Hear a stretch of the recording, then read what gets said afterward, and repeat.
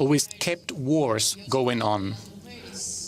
And it's not about a fight between men and women here, but I do believe that women need to play a more central role, because whenever there is a war or any violent situation, women are affected the most. And in the end, after the war, we are the ones having to pick up the ashes and start reconstruction. Who reconstructed Germany after the war? It was the women.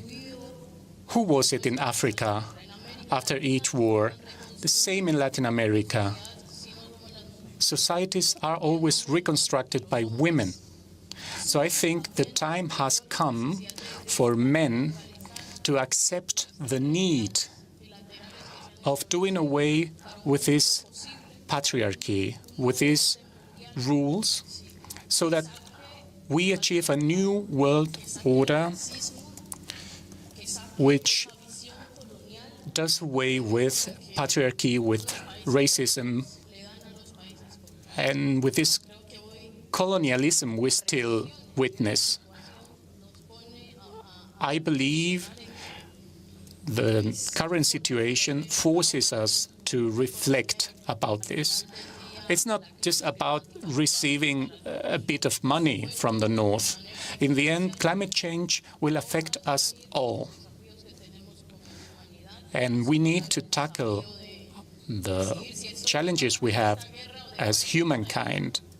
And it's not about to decide what side I'm on when we talk about a war. We need to put all our efforts in order to create a different world with more respect for each other, with more respect for diversity, a world in which we all conceive us all as one society, with transparency, with a lot of honesty, and we need to advance more with regards to protection of life. And since we are discussing security here, this is what I want to put on the table. We usually think of security from a very manly point of view, and we need to protect.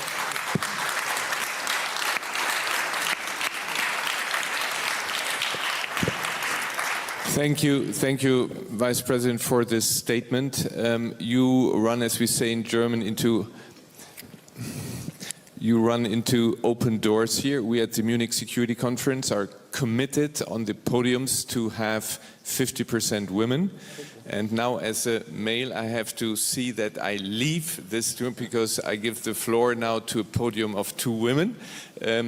But before this, thank you for being here. Thank you for your strong statement. But allow me this one remark on what you said. My country, Germany, was responsible for the Second World War.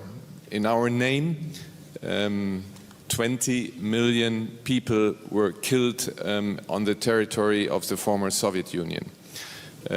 Germany tried with reconciliation, West and East, to actually achieve what you want to, peace for humanity, peace in Europe. We have actually scaled down our military forces. We have scaled down our budget for military, very low. We really try to say, well, we are surrounded only by peaceful neighbors. Why do we need an army, basically? But then you are confronted with a person, with a country that decides that it's not happy to live on the basis of common rules, that decides just to run over another country, to deny the right of existence of another country. And in this case, I'm very sorry to say this, Vice President, from a German perspective, who have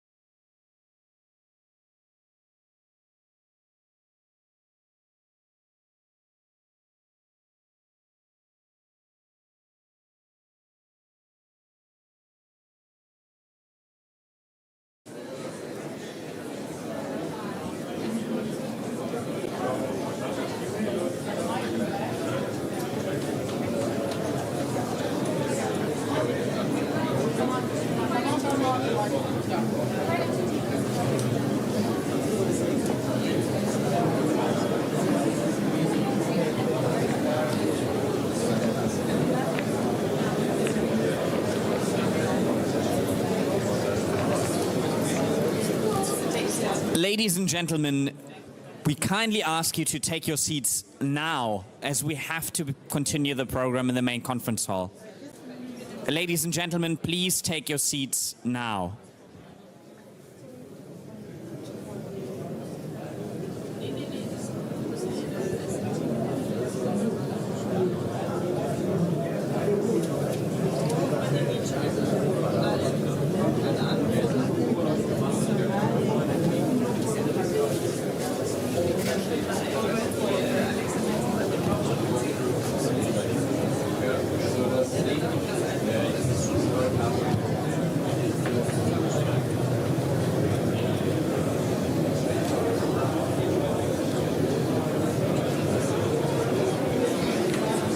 Ladies and gentlemen, we kindly ask you to take your seats now so we can continue with the program.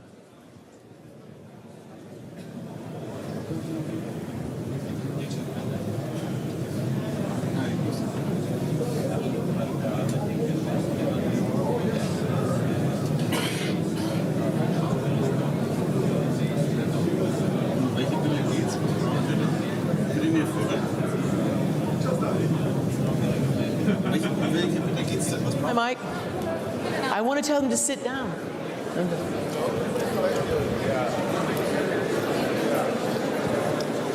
Ladies and gentlemen, please welcome the Chief International Anchor of CNN, Christiane Amanpour. Hi, guys. Nice to be here. Would you mind all taking your seats? Could we all take our seats?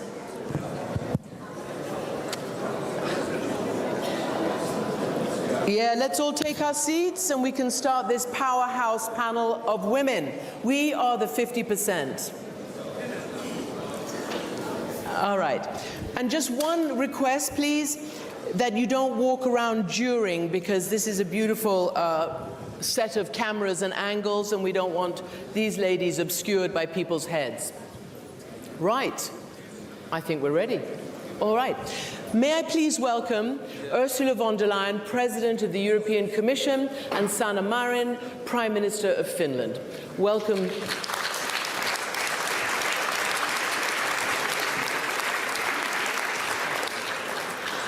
Can I just start by putting it in context and asking a little bit of an atmospheric question? You both assumed office, were elected to your positions in December of 2019. Shortly thereafter, the world changed. We first had the COVID pandemic.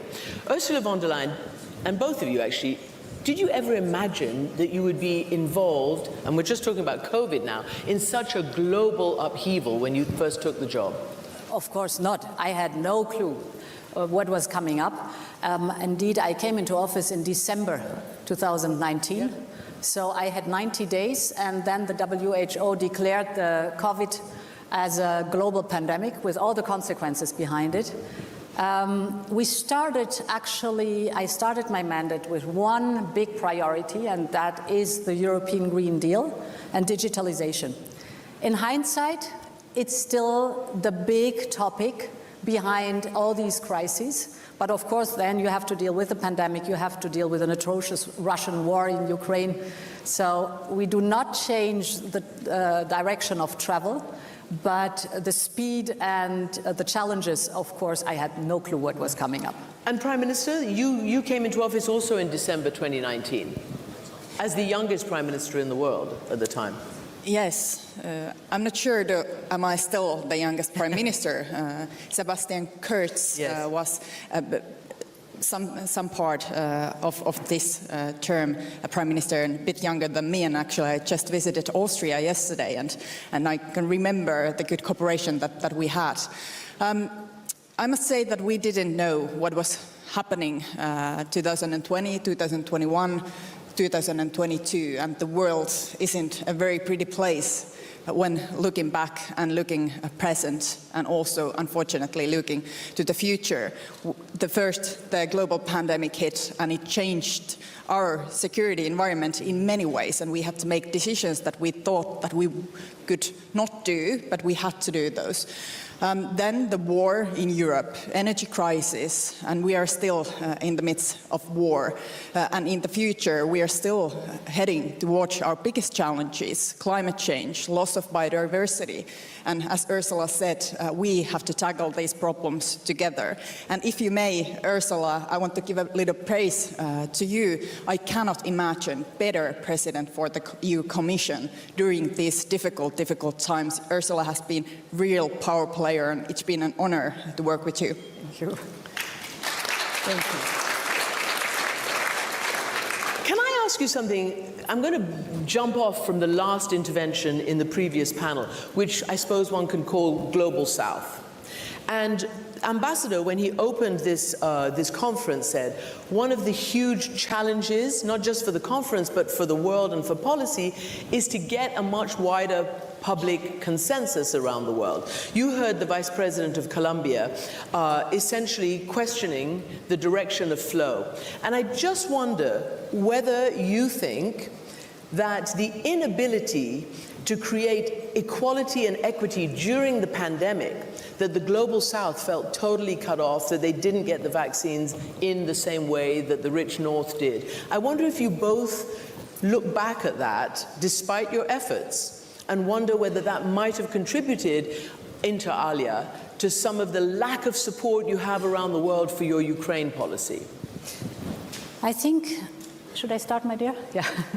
I think it is important that we're very clear about what this Russian war is. It is about Putin's imperialistic plans.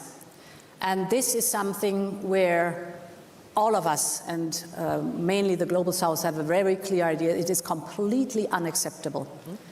And countries on the other side of the Mediterranean have a bitter and long-standing experience. First, you send your negotiators in, then you send, they see that the experts are being sent in, and then it's the mercenaries that are being sent in. So what we have to do is not only explain that we will never ever accept this imperialistic war, we will never ever accept that Putin is trampling on the international law that protects all of us, that the UN Charter, that is also in the interest, I mean it's in the interest of every single country, is being treated so disrespectful, and that we will never accept that today you can send tanks just across the border to invade a country. And this is something which my experience in the last 12 months needs a lot of just hard work to work together with, as you said, the Global South, to make understood our point of view, but also to work with them on dealing with the knock-on effect of this atrocious war. This is the food crisis, this is the energy crisis, and that we do our utmost to deal with the knock-on effects in a way that the Global South does not suffer too much from Putin's war of aggression. This is our task. It's hard work, but it's absolutely worth it. Prime Minister Marin, somebody as cult a hero around the world as President Lula of Brazil also doesn't believe in the intervention that you all have taken in NATO against, as you described, the illegal invasion of one country by a bigger country. So, as Commissioner von der Leyen says, we will never support this. We understand their historic issues. How do you see trying to convince others of the justness of your cause? The war in Ukraine, it's not only an issue for Europe, it's an issue for the whole world. And that's because there's a war of values going on. Authoritarian countries are raising their heads. They are raising their heads against the international rule-based order. And this is a problem for everyone. When Russia attacked Ukraine, it violated all the rules, all the agreements it has itself been committed to before. And this is a problem for everyone, because then we will only see decades of this kind of behavior ahead of us if Ukraine doesn't win the war and if we don't stand behind our values and the international rule-based order. So I think this is a larger issue than just issue for Europe, just issue for Ukraine. And we have to do utmost to make sure that Ukraine will win and that we will preserve this system of rules that we have created together. And there was a reason why this was created. The wars before, world wars that we have seen, and it was devastating. And that's why we built a system where we can negotiate, where we can build peace, not use violence against each other, wars, attack another country to make a stand or gain something. And to that end, when you came into office, as early as this time last year, you were saying that Finland would not want to join NATO, and then a month later was the invasion, and now obviously you're trying to join NATO. There is a little bit of a kerfuffle with Turkey deciding whether it's going to approve or not. We understood from the Secretary General of NATO that maybe now there will be separate tracks. Do you expect to join NATO separately, or are you committed to trying to join it together with Sweden? When the war started 24th of February last year, and now we're heading towards very sad anniversary, 1 year anniversary of the war just next week, it was obvious that Finland will join NATO. It was obvious at the same day when Russia attacked Ukraine. The Finnish mindset, the most important thing for Finnish people is to make sure that we are independent, we are secure, we have a sovereign country, we can make our own decisions. This is the number one issue for Finnish people.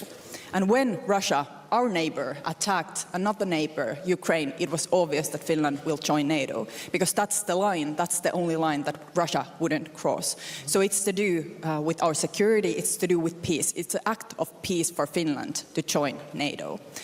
We have sent a very clear message. We want to join together with Sweden at the same time. It's not only because we are good neighbors and good partners. It's also to do with very concrete matters. The security planning of NATO in the whole north. It's in interest of us, but it's also in the interest of NATO that Finland and Sweden will join simultaneously. And we have sent very clear signal and very clear message to Turkey and also to Hungary that hasn't ratified yet, that we want to enter NATO together, and this is in the interest of everyone. So no change then, even if some country wants to hold up? Of course, we cannot influence and affect how some country would ratify. It's their decision. But our message is that we are willing to join, and we prefer and want to join together.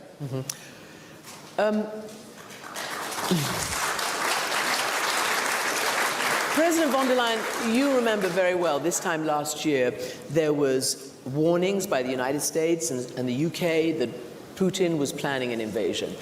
Your country, Germany, others, including the president of Ukraine who was sitting here, did not want to accept that that was a reality, and basically were trying to say, no, we hope negotiation can work.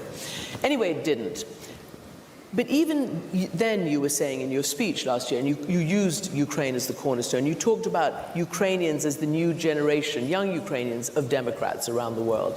Do you believe that this unity and steadfastness in the interim year will continue? Can you keep all your fractious members on board and people, 500 million people in the bloc?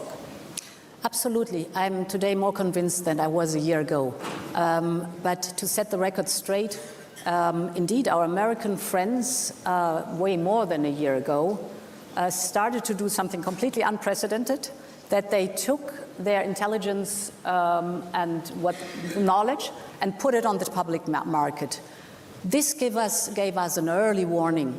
And my cabinet and the Commission started to work with the White House and with the Treasury already in December on potential sanctions in case that Russia would invade Ukraine. Indeed, we all hoped that it would never happen and we would never have to use these sanctions. But it was a tedious work day and night to align our very different trade systems, to develop sanctions that are targeted at advanced technologies and goods that are irreplaceable for Russia, and to be completely synchronized also within the G7. This made it possible that on day 2, day 4, and day 10 of the invasion, we were able to put on the table very heavy sanction packages. So there was, the early warning of the United States was helpful, and there was work being done without which we would not have been so effective. A second point is indeed, for me, really touching, is the fact how Europeans, and I would say democracies, our friends, of course, and allies and partners, have immediately understood that this was serious and it is going to the core of our existence. Of course, we have many issues that we discuss. But here, from day one on, we were standing as one. We were united. We are united. And if you look back, I mean, through all the crises we have gone, including the energy crisis, and we have mastered it, today I can really say I'm deeply convinced that we will keep the unity and we will keep the determination, because it's about our values and our very existence we are fighting for. Looking back 3 steps. First, when the war started, we were prepared, and the Commission was prepared, making the sanctions together with all our allies, and we were very fast of putting those sanctions on place. So we were prepared on that stage, that way. But looking back, now it was obvious that Russia will attack. We didn't want to believe it. We tried everything that we could to make a diplomatic solution, and that was, of course, the right effort to do, to trying to make a diplomatic solution. But looking back, it was obvious that Russia will attack Ukraine. They already used the energy leverage during that summer, during that autumn. They already used the energy leverage. There was different kind of disruptions with the energy flows during that year of 2021. They had put their troops in different places, saying that they are only training. Looking back now, it was obvious that they were planning this big attack against Ukraine. And then looking way back to 2014, when the Crimea was invaded, we made a big mistake then. We made a big mistake then together not to react more strongly. If we had acted and reacted more strongly towards the Crimea, then the war wouldn't happen. I think Russia thought that it would be just like Crimea, just entering Ukraine. Ukraine would give them open welcome. It would last only for a few weeks, and Putin would win very, very quickly and easily the war, because we didn't react 2014. And now we have to learn some lessons on the current situation. And I think the main lesson is not to be naive. We cannot be naive. I listened to the previous panel, and I agree. I also want the world which is beautiful and good and secure, and we don't have to put money to our military forces, to our defense forces. I also want that world. But that world isn't a reality. The only way to secure peace, the only way to secure the international rule-based order is to make sure that Europe and democratic countries are strong, that we are investing in our defense capabilities, that we have that leverage, and that we have also that threat present, that these authoritarian countries, where Russia is a terrible example, that they don't use force, because they are also, and they have to think also twice, will they use the force and what will be the consequences? Therefore, and this is the question, and we're trying to figure this out, what does winning look like to you all? You all have said very strongly what you've just said, Prime Minister. But what does winning look like? And in for a penny, in for a pound, surely. Surely you have to go to the very end, giving all the support that Ukraine needs to fight this war for them and for you. Are you worried?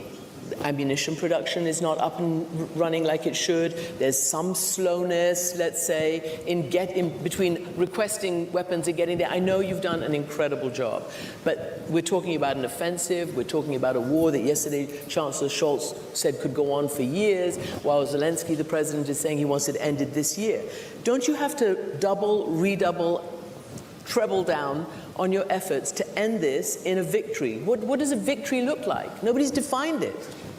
Well, absolutely, we have to double down, and we have to continue the really massive support that is necessary, that this imperialistic plans of Putin will completely fail. This is one goal, and that Ukraine is able to win. And what the military support is concerned, indeed, I think it's now the time really to speed up the production and to scale up the production of standardized products that Ukraine needs desperately. For example, the standardized ammunition.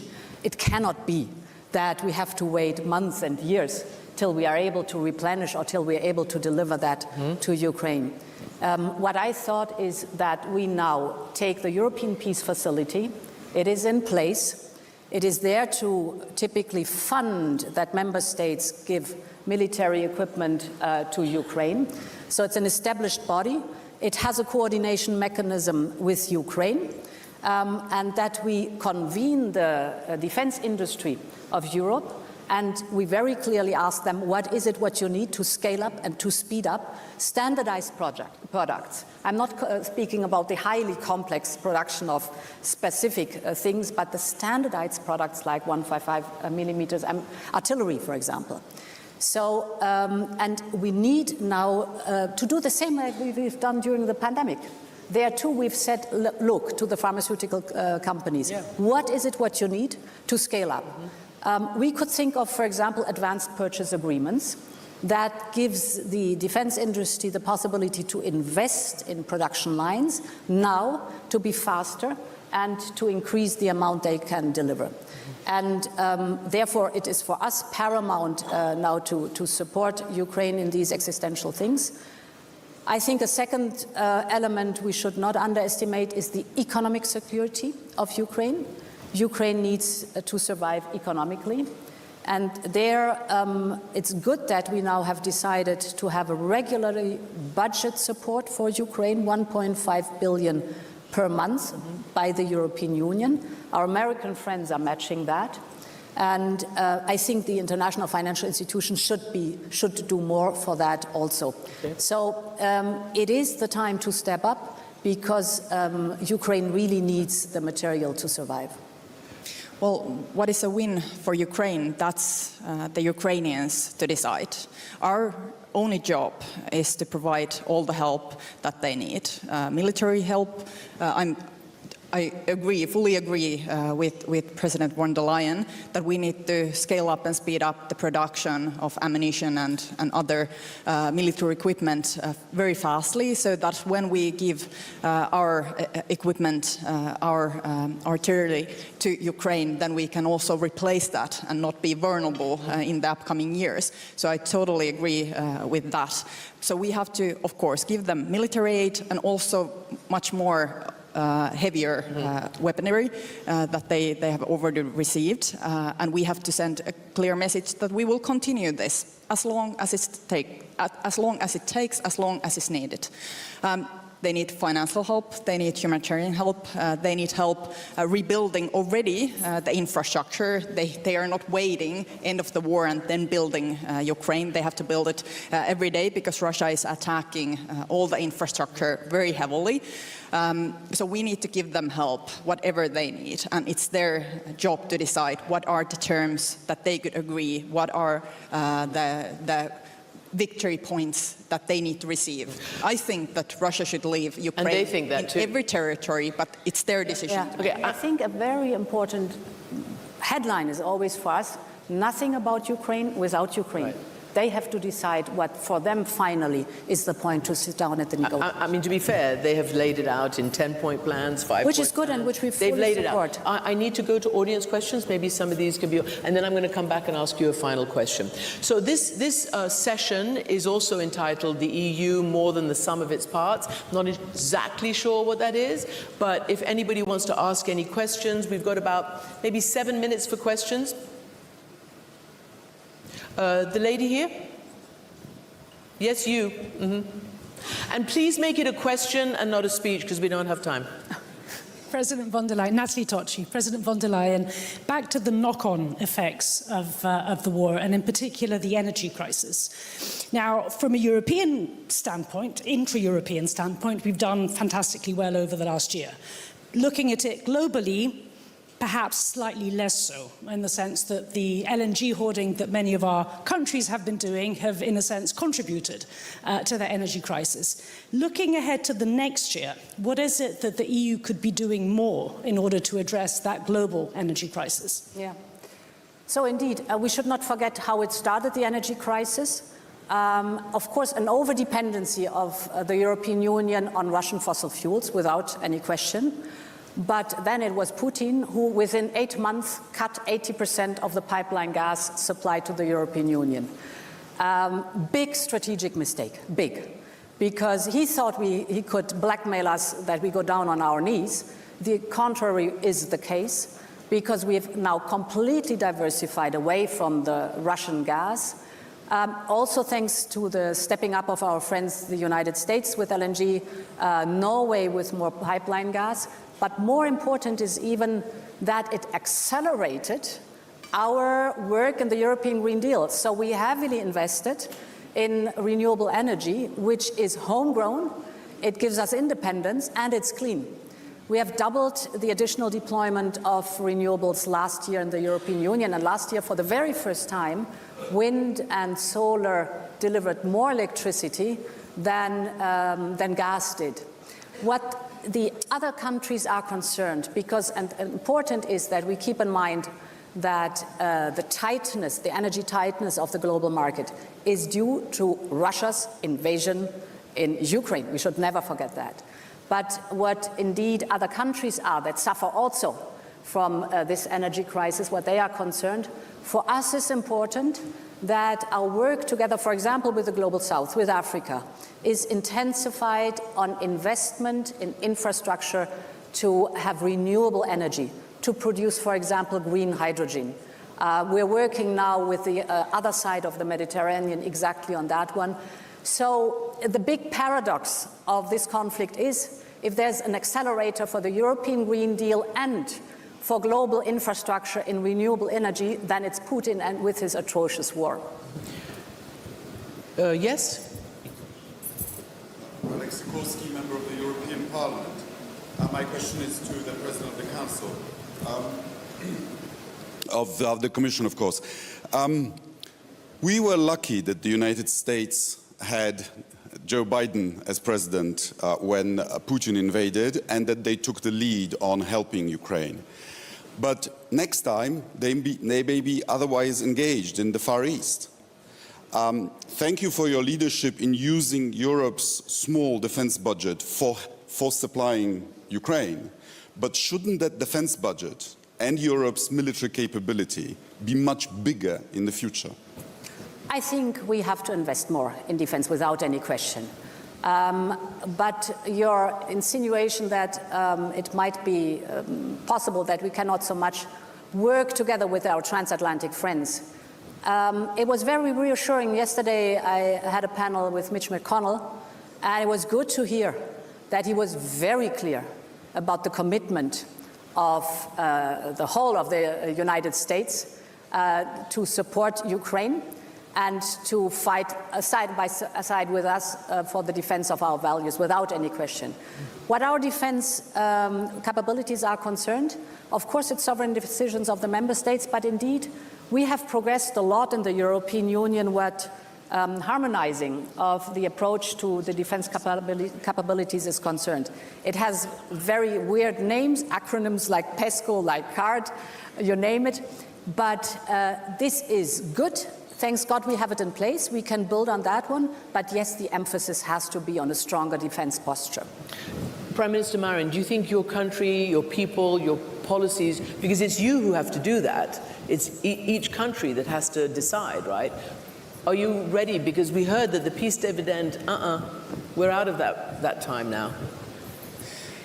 Your defense budgets have to be ramped up.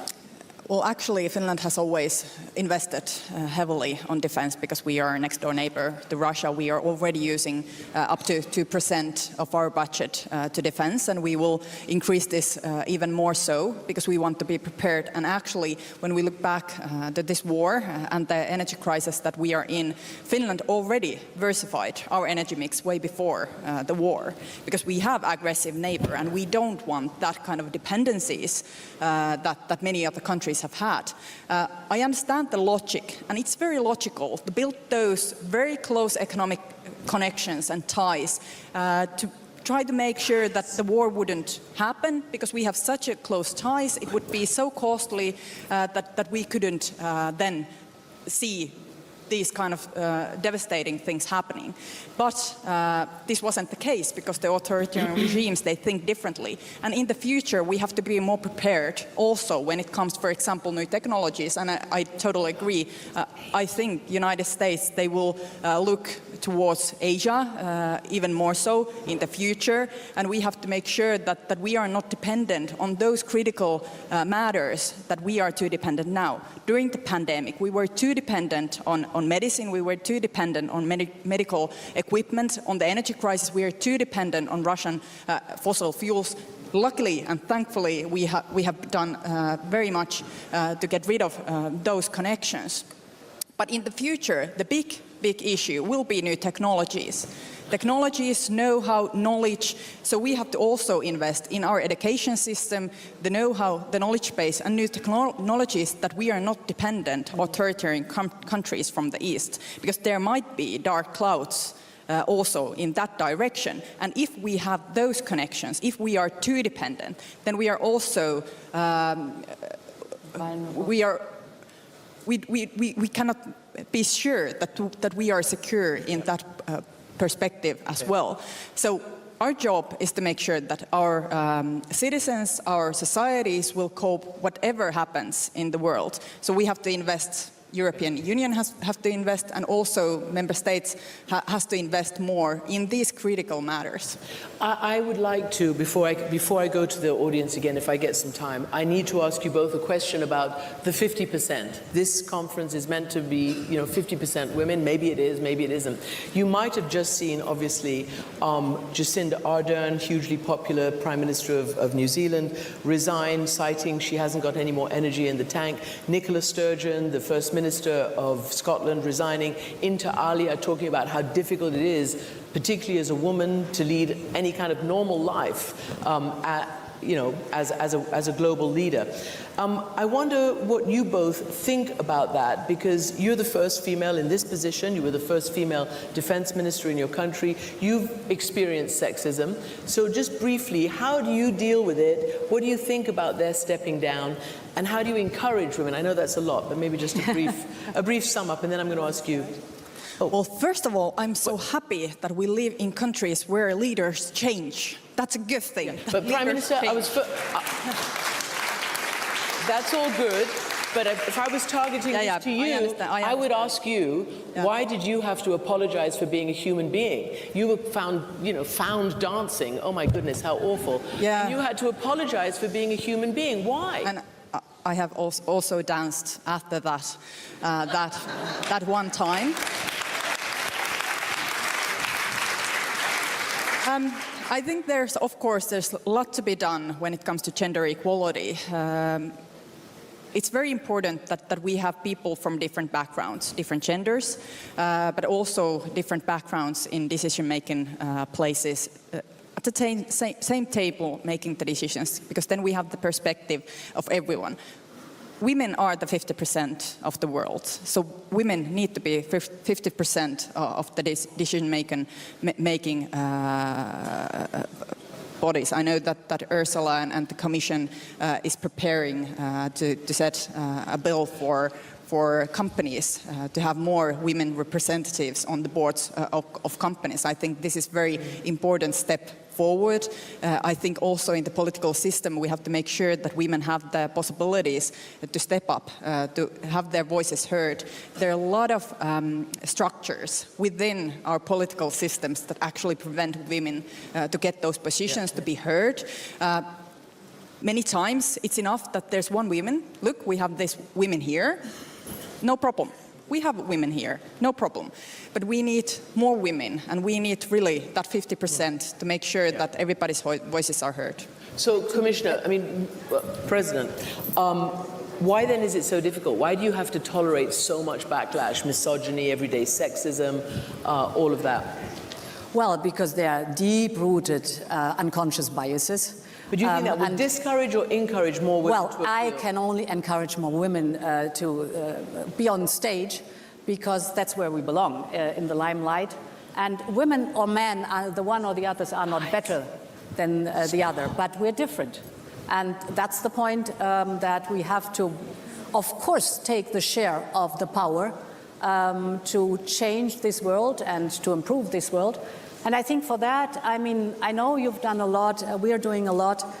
You need leadership from the top. That is very important. Every man in a top position, every woman in a top position has to influence that there are more women growing up to the top. Of course, it's also a question of infrastructure. So I vividly remember my most difficult time were the first years as a minister with small children. And all these hidden prejudices. I got the question, I mean, in talks like these ones, have you already decided whether you want to be a bad mother or a bad minister? So there was this hidden prejudice. You cannot be either a good minister or a good mother if you are a working mom. We all know these prejudices. What we have to do is make sure that the infrastructure is there, that you have for young couples support with what is necessary in kindergarten, childcare, and good schools.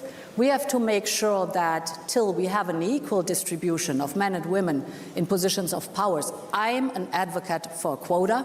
That's the reason why we introduced a quota in Germany. That's the reason why we introduced a quota now on the European level. Because the time till women kind of grow naturally through the ranks is just too long. And therefore, still a lot is to do, but I can only recommend to women, hang on there, because we need you, we need your voice, and it's absolutely important that you're there. I must add, thank you, Ursula. I must add, because we are in the Munich Security Conference, I'm so proud that the former Finnish Minister for Defense went to a parental leave. So he did make that decision to went to a parental leave because they had a small child. So it's not only a job for mothers, it's also a job for fathers to take that time to spend it with your child, even though there's war in Europe, even though Finland is joining NATO. Our defense minister, Antti Kaikkonen, decided that his child is small only once, and he did take that parental leave. And I'm so happy that this is the equality in Finland. One little anecdote, if I may. Okay, they're making me rap, but hurry. Oh, okay. I had decided to have a gender-based college in the Commission. And I have to ask member states to send me candidates. So I told him, you send me a man and a woman, that I can choose my commissioners for the college. You can't imagine the outcry on that one. There were member states who sent me 3 men to choose from. So in the very end, I have my gender-balanced college. So be stubborn and stay on the topic, then you will be successful. Well, 2 great examples. EU Commission President Ursula von der Leyen, Prime Minister of Finland, Sanna Marin, thank you very much for joining.